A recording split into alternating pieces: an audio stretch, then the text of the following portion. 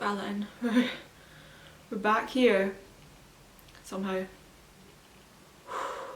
I didn't have plans for making this, because I thought the video I was going to be filming was Leafs make history by progressing to second round after, you know, not getting out the first since 2004. I thought they had it, guys. I thought they had it. Sucks. I'm filming this on Monday because obviously it was Saturday night, which is early hours of Sunday morning for me. And I needed like a day to just process it, digest it, and also let the dust settle a little bit, because there was a lot of animosity on Leafs Twitter and in the fan base in general right after that loss. So I thought I'd just let everything settle down a little bit before I filmed this. So here I am with some thoughts, post-season basically, post-season thoughts. I don't know if you can hear, it's the most miserable day here in Scotland. It is pouring rain, so if you can hear the rain in the background, ignore it. It's a sign, it's pathetic fallacy that of course the weather is as miserable as the mood is in Leafs fan base right now. You might have an ambient backdrop of rain to this video, I don't know if you can hear it or not. Anyway, this team, oh.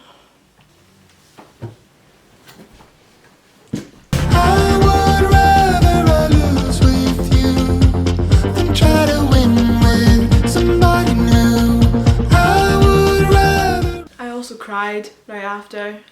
Welcome back to my channel.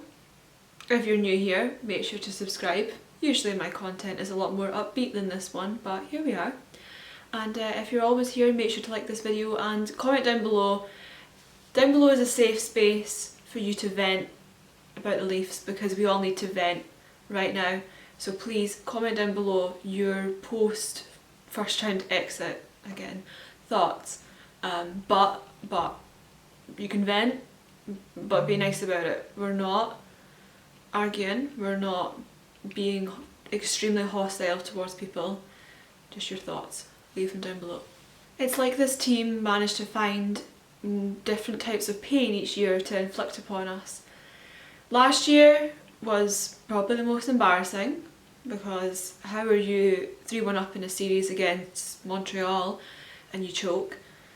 The year before against Columbus was also pretty painful. Then the years before that, Boston, equally painful. But painful, that was almost like a new kind of painful when we started playing Boston and got put out, because we'd only just started making the first round again. Columbus was kind of a kick in the teeth, but it was also a really weird year. And I felt like a lot of my devastation anyway came from the fact that the Leafs had been keeping me sane during a pandemic and a lockdown. And so that was painful. Last year in Montreal, embarrassingly painful. It was a whole kind of embarrassing sort of pain. This year, however, 2022, I don't feel embarrassed. I don't even feel disappointed in the team. I feel gutted, and I feel like it's a weird mixture of emotions, and it's a strange type of pain, because we took the 2-time defending Stanley Cup champions all the way to the end of that. Right until that buzzer went, we were fighting for it. They didn't sweep us, as I think a lot of people actually thought might happen.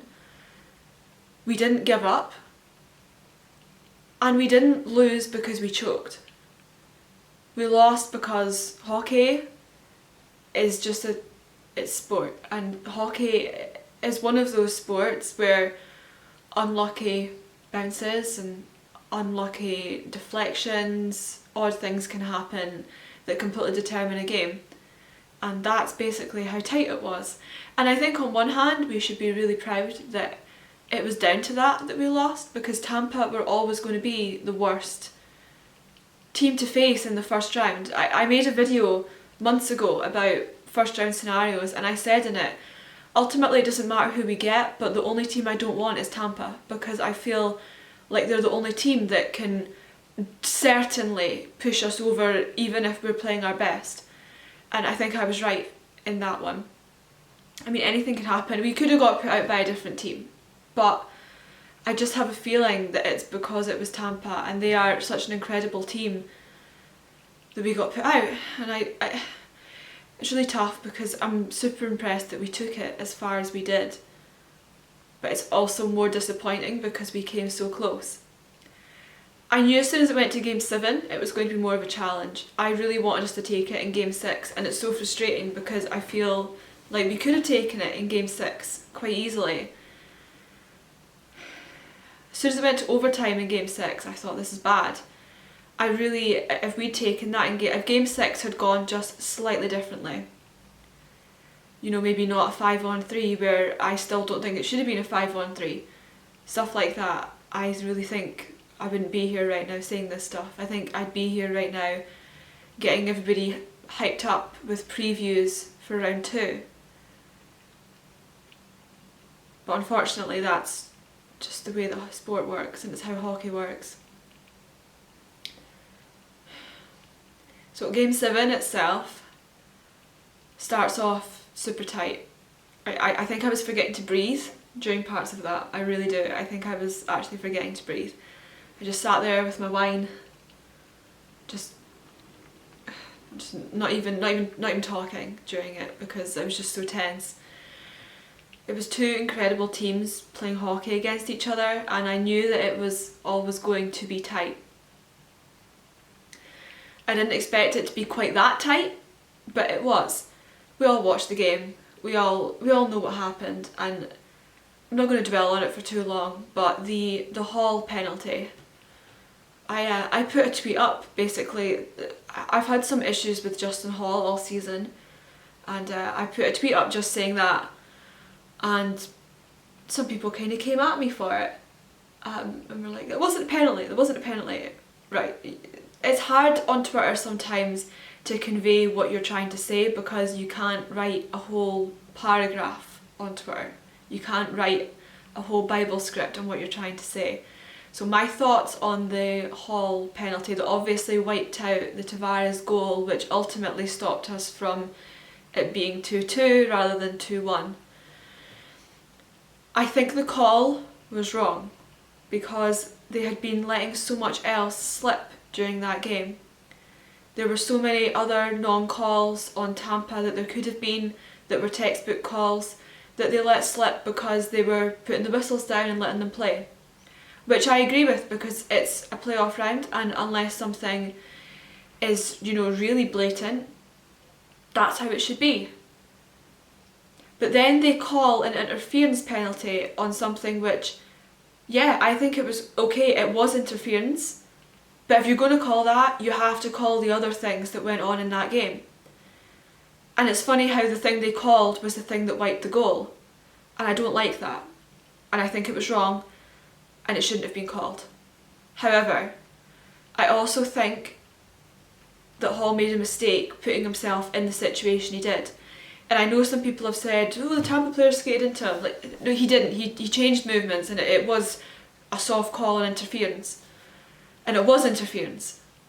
Like, if you're looking up interference, it was soft, but it was the definition of that. And he shouldn't have put himself in that position, and I find Hall does that quite a lot. However, it was not Hall's fault we lost that game. It wasn't. It wasn't any of the team's fault, really, that we lost that game.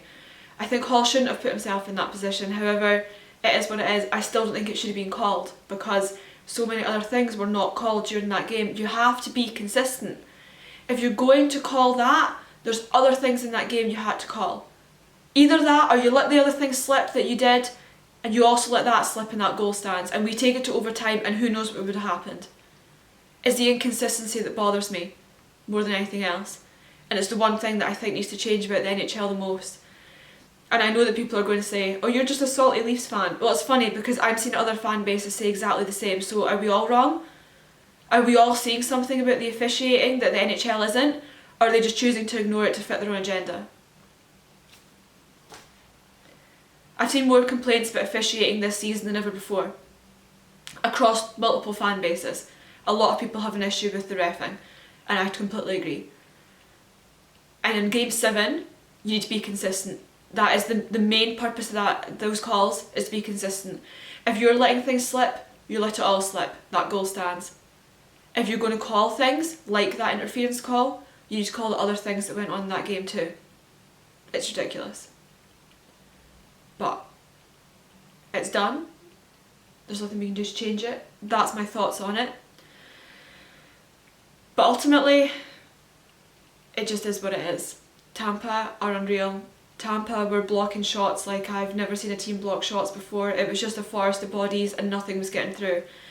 The Leafs didn't get an awful lot of shots on goal until the last period, so they maybe could have been shooting a little more during the first and second, but ultimately in the third, a lot of shots on goal, but ultimately they were just blocking them completely. It was a forest of bodies out there, nothing was going through. Everybody was pulling their weight and it just wasn't going through. It wasn't even getting to Vasilevsky, who was on unreal form. He was on the best form he's been in this entire series. That combined with their D just completely rallying and blocking everything in sight, nothing was going through. It was incredible play by Tampa. Absolutely unreal. Like they did great, and they earned that win. The Leafs unfortunately also played amazingly, and I also feel like they deserved better than what they got with the way they played, which makes it more difficult because last year it was easy to be mad at them because they choked. This season they didn't choke at all. It was far from that. And I don't know if that makes it harder or not. I think in a way it does, but in another way I am really impressed with this team. So that's a few of my thoughts on Game 7. My thoughts on the aftermath of that game. I saw a lot of hostility more so between Leafs fans than between Leafs and Tampa fans. I had a couple Tampa fans that were a bit mean to me on Twitter, but generally the replies I got from Tampa fans were very respectful, very classy, and I was more than happy to communicate with them properly. The mean comments that have come at me anyway are definitely from Leafs fans, and most of the animosity I've seen is between the fan base. And I think people need to remember, yes, it's frustrating, I get it, right? We're breaking records here for being the first team in NHL and NBA and, was it baseball? I don't know, like, we're the first team to 5 consecutive seasons lose a series winning game. Like, I get it, it's frustrating, I'm frustrated too. But taking out on each other isn't the answer.